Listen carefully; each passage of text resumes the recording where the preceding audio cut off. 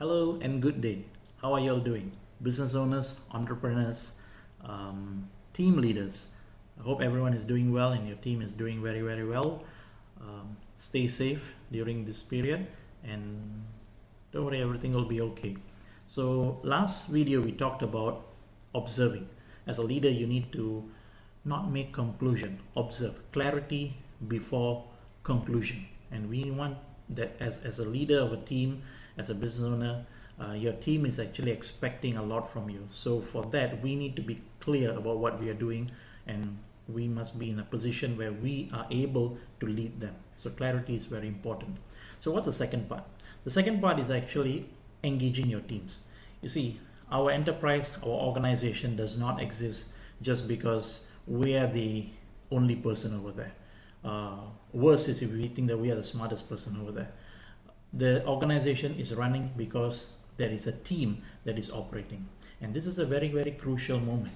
People are confused, people are looking for leadership, people are asking for direction, people are hoping, citizens are hoping that their leaders of the country knows what's going on and can advise them. So likewise, if you're running an organization, that's a small kingdom there, that's a small nation over there, and you're the head of that nation right now. Even if it's a small team or it's an entire company that you're leading, you are the leader right now, and your team is expecting to hear something from you. So this is a very important time for leaders to engage with their team, have engagement with their team. So how do you do that? One of the things that you can do is every day have a catch-up call with them. Use Skype, Zoom, or any form of online conferencing tools that is available, and have a catch-up call with them. In our own organization and in Accordia, we have a catch-up call every day, 5 days a week, on Monday to Friday at 9 a.m. And in fact, today we had a conversation, and this morning I was just asking one of our colleagues, guys, is this everyday meetup, is it too much? Do you think we should meet 2 days once or 3 days once? What do you all feel? And one of our colleagues, Raj, actually told us that you know what, please let us have this meeting every morning, because if we don't have this meeting every morning, I'm going to end up sleeping. So that's actually a very important thing. And not to say that we do not want people to sleep, but the thing is this: we want people to take this temporary movement restriction order, partial lockdown, whatever you call it, we want people to understand that, look, business is still going, progress is still happening. We are just told to be at home, but that doesn't mean that nothing is actually moving. All right, so people need to know that the progress is actually happening, and it's a good thing to have this catch-up call in the morning. The reason you can do it at 10 o'clock, that's fine. You can 9 o'clock, 10 o'clock, that's okay, but have a catch-up call every morning. The reason is because this is possibly one thing that's keeping people's sanity. You know, people are locked in their homes, and with minimum movement, they can't really go out. There's no form of entertainment. It's a very difficult kind of situation that people are coping with. So this kind of meetup at least gives them an assurance that, hey, you know what, yeah, we are still part of an organization, yeah, there still have things are happening, and people are getting very confused right now. And this kind of meetup helps people to keep their sanity, helps people to feel that, you know, things are still okay, things are still normal, it'll get better. In fact, and it's also, as a leader, this is the time for us to empathize with them. I know people are working from home, so when people are working from home, at times they might not be as efficient or as effective as how they used to be when they are in the office. Now this is where empathy comes in. You need to understand, these people have never got an experience of working from home. This is something new. They are trying to cope with a lot of stuff, so give some space. You know, don't try to get onto their back if something is not done. You know, give them some room for them to get familiar. There's a lot of distraction working from home. It takes a lot of effort, a lot of discipline working from home, and people are not just trained for that. So allow time for us to figure out how in the world do you work from home and all. What will be good is that instead of asking them for progress, you know, what's happening here, what's happening here, work on outcomes.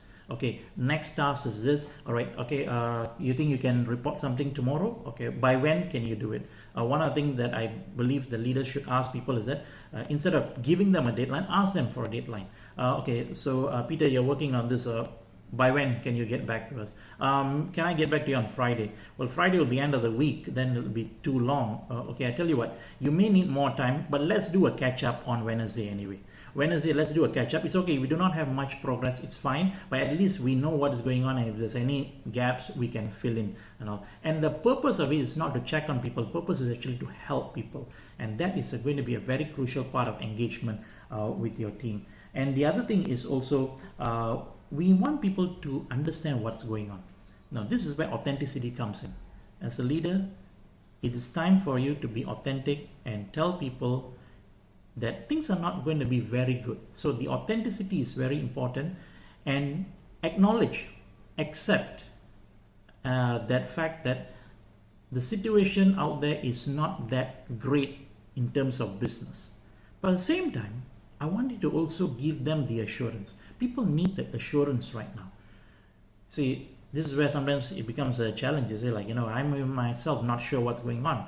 That's why the first part came in, observation, clarity. Once you are clear, once you're not bothered by all this junk that is coming through social media, when you are clear about what's going on, you are in a better position. Here's how I handle it. Whenever I get stuck in a traffic, look at it like a traffic situation. There were times when I got very upset with the traffic, it's like I'm stuck in this, the car is hardly moving and all that. But one thing I kept telling myself is, every few seconds, the car is moving in front. Every few moments, the car is actually progressing forward. And you know what? By 8 o'clock, this traffic will be clear. All I need to know is, do I have enough fuel in the car to go through this traffic? And what if I do not have any fuel in the car, not enough fuel in the car? I'll pull over to the side, wait until the traffic clears, then I'll start driving again. Whatever it is, it's not the end of the world. You need to understand the world has gone through many, many, many different forms of calamities before this. This is not the first time. Civilization always thrive. Human being always thrive. And perhaps during this period here, there's going to be a seed for a greater outcome, greater benefit for the organization. Maybe something new is going to happen. Maybe something different is going to happen. Maybe you're going to get very inspired. You're going to revamp your products. You're going to revamp your services. You're going to look at your entire business differently. But whatever it is, engage your team. Have conversations with your team. You have an idea, bounce it with your team and get their feedback as well. Engage your team. Don't worry. Everything will be okay. It has happened in the past, it's going to happen in the future, things will get better. And when the team knows that things are going to get better, you have a very, very highly spirited team, and that will feed your spirit, and you will know what to do as well.